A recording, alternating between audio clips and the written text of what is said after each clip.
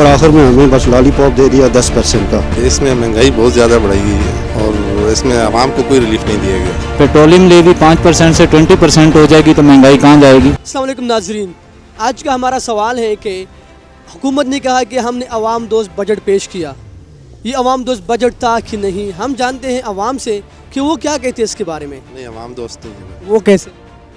कि इसमें महंगाई बहुत ज़्यादा बढ़ाई गई है और इसमें आवाम को कोई रिलीफ नहीं दिया गया।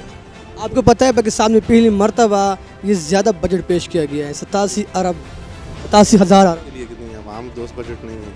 गवर्नमेंट ने पेंशन भी बढ़ाए हैं और साथ में उजरत कम से कम उजरत 20,000 कर दी। 20,000 में एक किराने का कोई गुजारा नहीं हो सकता आजकल। जी सर। 87,000 अरब रुपया, ये तो बताएं कि आना कहाँ से है। टैक्सेस से आएंगे। टैक्सेस किस पे लगेंगे? हम सब टैक्सेस देंगे तो ये सब कुछ हो सकता है। पेट्रोलियम लेवी 5% से 20% हो जाएगी तो महंगाई कहाँ जाएगी। पहले ही 300% बढ़ चुकी है। आपका टोटल जो है वो इनकम 5,000 अरब रुपए की है। आप 3,000 का डेफिसिट कहाँ से पूरा करेंगे कर्जे लिए बगैर? जो 14,000 अरब रुपए पहले से कर्जा लिया गया है वो किसने वापस करना है, जो 13% इंटरेस्ट पे लिया गया है। मैं तो स्पेशली गवर्नमेंट एम्प्लॉइज़ को टैग करूँगा। बीइंग गवर्नमेंट सर्वेंट में इस चीज़ की वो तायद नहीं करूँगा ये कि गरीबों का या आवाम दोस्त बजट था। इसमें सबसे बड़ा हमें जो नुकसान हुआ है अभी गवर्नमेंट एम्प्लॉइज़ के हिसाब से, क्योंकि तजावीज़ तो बहुत सारी थी। तो इन्होंने पहले हमें ख्वाब दिखाया कि कॉन्वेंट्स हम बढ़ाएंगे, फिर इन्होंने हाउस रेंट का हमें बताया, फिर मेडिकल का बताया और आखिर में हमें बस लॉलीपॉप दे दिया 10% का। It's not sufficient. मौजूदा दौर में ये सर्वाइव करना 10% में बहुत मुश्किल है। अगर 10% बढ़ी है तो आप कमोडिटीज़ को देखें तो वो मोर देन 50% 60% इंक्रीज़ हो गई हैं। अभी सुना है कि पेट्रोल बहुत जल्दी 20-25 रुपये बढ़ने वाला है। ये ख़बरें चल रही हैं और इसमें सदाकत होगी, देख लीजिएगा, अब आने वाला दौर आपको बता देगा। हम लोग तो इसको रिजेक्ट करते हैं। इससे मज़ीद तफसील में आपको नहीं बता सकता। रिजेक्शन आ गई है। हर इंडिविजुअल ये कह रहा है। बीइंग गवर्नमेंट सर्वेंट्स जितने भी हैं वो इसकी तरदीद करते हैं, तायद नहीं करते इस बजट की। उसके जो गवर्नमेंट ने इस बजट में खास अमाउंट रखा है। अमाउंट हर गवर्नमेंट रखती रही है। हर गवर्नमेंट ने यानी कि पेमेंट्स दी हैं पहले से जो चलती आ रही हैं। 47, 52 से लेके आज तक जितनी भी गवर्नमेंट्स आई हैं उन्होंने लोन जो है वो उतारती रही हैं। इन्होंने क्या ऐसी चीज़ नहीं की है कि जी कर्ज़ा बिल्कुल ख़त्म हो जाए। उजरत बढ़ाई है और उजरत जो है ना कम से कम 20,000 किया है और साथ में 260 अरब रुपए ज़्यादा जो है ना ये उसके लिए बैतुल माल के लिए एहसास प्रोग्राम के लिए रखे हैं और बहुत सारे जो है ना ऐसे बेनिफिट हैं जो आम लोगों के लिए जो है ना स्पेशल हैं वो रखी हैं गवर्नमेंट ने। तो आप क्या कहोगे इसके बारे में? जो इनकम्स होती हैं ना, जो आम बंदा कमाता है वो आपके तरक्याती बजट से कमाता है। आपका तरक्याती बजट कितना है? 600 अरब रुपये। आपका तालीम का बजट कितना है? 66 अरब रुपये। आपका डिफेंस का बजट कितना है? 1400 अरब रुपये। आप 4,000 अरब रुपये कमा के 2,000 रुपये उधर दे रहे हैं, बाकी किधर से लेंगे? आपका कहना है कि ये बजट ठीक नहीं है? बिल्कुल नहीं है, किसी लिहाज से भी ठीक नहीं है। अभी तो ये बजट है ही नहीं है। मेरे नज़दीक ये बजट है ही नहीं।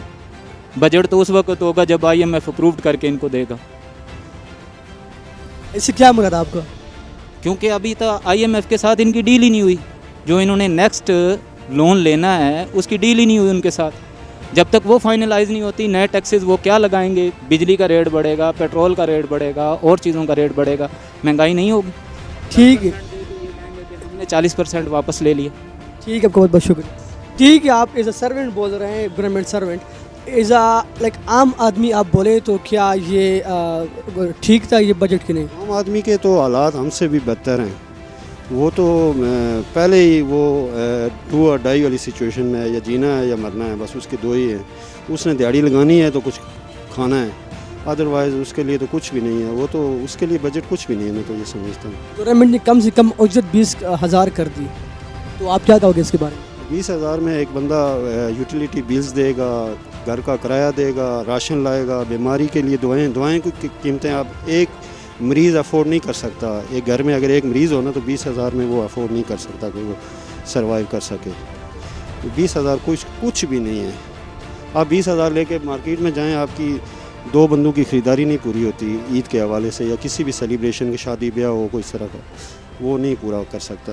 तो बाकी चीज़ें ये यूटिलिटी बिल्स, आपकी जितने भी अकोमोडेशन के एक्सपेंसेस हैं, बच्चों की फ़ीसें हैं, ये नहीं फुलफ़िल कर सकता 20,000 में। तो सबसे पहले बात कर चुके हैं वो भाई भी कि हम सरकारी मुलाजमीन के हवाले से बात कर रहे हैं। ये कह रहे थे जी हम डिस्पैरिटी को रिड्यूस करेंगे, इनके दरमियान जो सैलरीज का स्ट्रक्चर है उसको बेहतर करेंगे। लेकिन जहाँ तक हम देख रहे हैं कि इन्होंने पीछे कुछ अर्सा पहले, कुछ महीने पहले आपको याद होगा 25% कुछ महकमों की बढ़ाई थी और जिनको बिल्कुल कुछ नहीं मिल रहा था। अभी जिन महकमों की नहीं तनख्वाह बढ़ाएगी उनमें से बाद महकमे ऐसे हैं जिनकी बिल्कुल मामूली सी तनख्वाह ज़्यादा है, उनकी सैलरी ज़्यादा है, और कुछ ऐसे हैं जिनकी 100% 150% ज़्यादा है। अब उस महकमे की भी नहीं बढ़ाएगी जो मिसाल के तौर पे 2,000 ज़्यादा ले रहा है, और उस महकमे की भी नहीं बढ़ाएगी जिसका एक मुलाजिम 60,000 ज़्यादा ले रहा है। तो कितना बड़ा डिफरेंस है। और ये कह रहे थे जी हम इस डिस्पैरिटी को ख़त्म करेंगे, ये जो आप इनका दरमियान में तनख्वाहों का आप कैसे इम्तियाज़ है इसको ख़त्म करेंगे। इस सिलसिले में गवर्नमेंट क्या कर रही है? हम तो ये चाहते हैं कि सरकारी मुलाजिम किसी भी महकमे में कोई है उसको एक पे स्ट्रक्चर होना चाहिए, बराबर सैलरी मिलनी चाहिए सारे सरकार।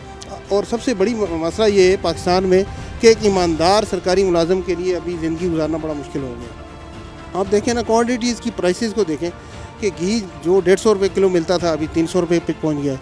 अब इसी तरह चीनी को देखें, 50 रुपये किलो थी वो 105 रुपये किलो मिल रही है। आप इसी तरह बाकी चीज़ें देख लें। तो अब मैं एक सरकारी मुलाजिम हूँ, 16 स्केल है मेरा, और मेरी 2800 रुपये तनख्वाह बढ़ी है, जबकि मेरे अखराजात इस साल 10,000 से ज़्यादा इंक्रीज़ हो गए।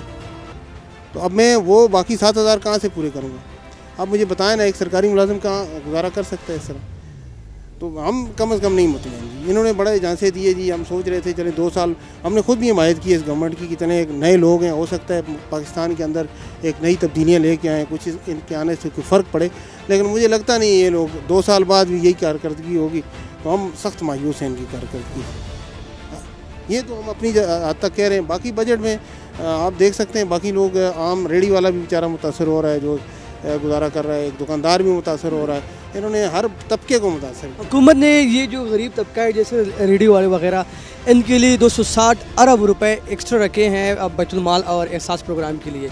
तो क्या ये इनसे मुस्तफ़ीद हो सकते हैं?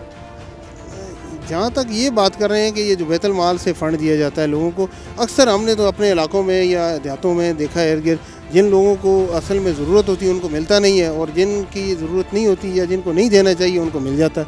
इस फ़ंड का सबसे मेन चीज़ ये है कि आप लोगों को रोज़गार दें, उनके लिए ऐसे मौके पैदा करें कि लोगों को रोज़गार मिले। उनको ये इस हद तक ही ना आए कि आप उनकी हेल्प करें, गवर्नमेंट हेल्प करे।